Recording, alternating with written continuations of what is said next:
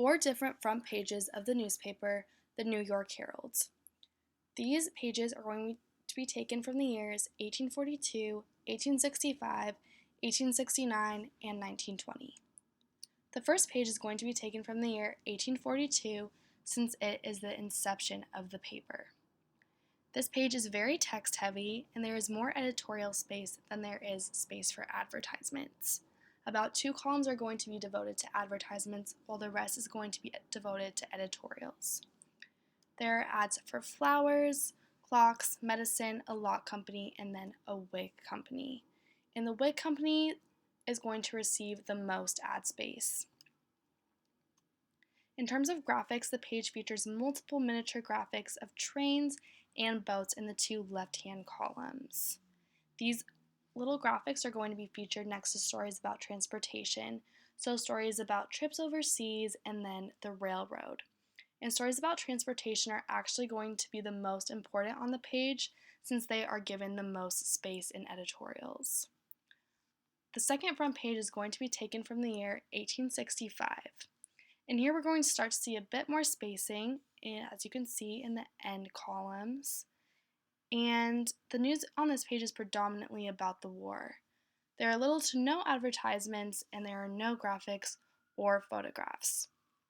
The 4 headlines written across different stories are all written in different fonts, and this is going to be one of the only ways to provide any differentiation on this page.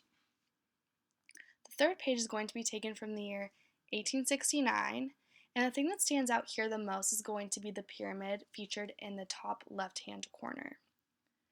This is going to be denoted under a heading that says Special Notices, and it's going to be a notice to readers that swindlers are selling fake gold watches at $15 and $20 that are going to be identical to real gold watches being sold for $150 to $200. Here we are also starting to see larger font of capital letters and numbers next to the text, and this is going to separate items out. These are uniform and they're going to group different sections of stories. For example, this section, which starts with all A's, is going to denote sales of horses. My favorite part of this page is actually going to be in the top left-hand corner, and this corner features personals, which are just little stories that are going to be in excerpts that are going to be sent in by readers. And on this front page, we're going to start moving away from stories about the war, as in the first 2 pages from 1842 and 1865, and we're going to be moving into stories that are more personable to readers. There are stories about lost and found, rewards for lost items, and then a wanted advertisement featuring job opportunities.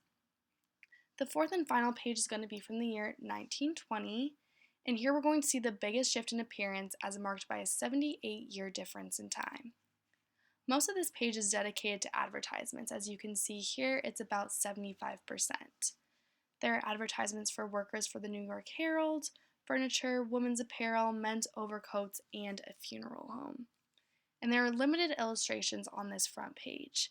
The few illustrations that are featured are going to be featured next to the ads, and the placement of the ads actually kind of throws off the spacing of the rest of the page. And there's only one full column of text devoted to editorials, and the spacing is going to be very limited here. Again, it's going to be text heavy, and the information is going to be condensed. And then the most important news item on this page does seem to be denoted in the bottom left here, and it's going to be the story about deaths. It does receive the most spacing around it, which is why it does seem to be the most important. This is going to conclude an analysis of 4 different front pages of the newspaper, the New York Herald. And these pages are going to be taken from the years 1842, 1865, 1869, and 1920.